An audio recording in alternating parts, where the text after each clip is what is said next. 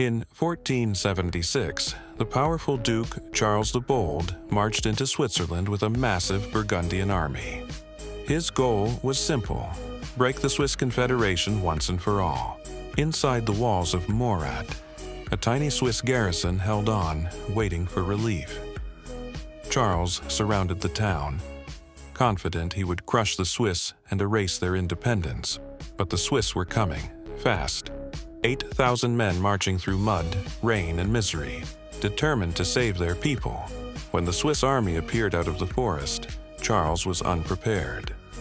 The Confederates charged downhill, pikes lowered, drums pounding.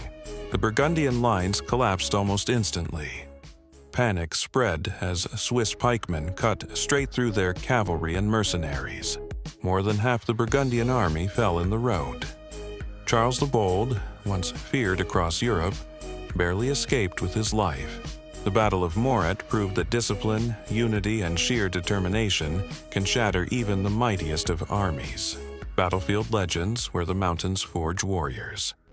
Please like, share, and subscribe for more.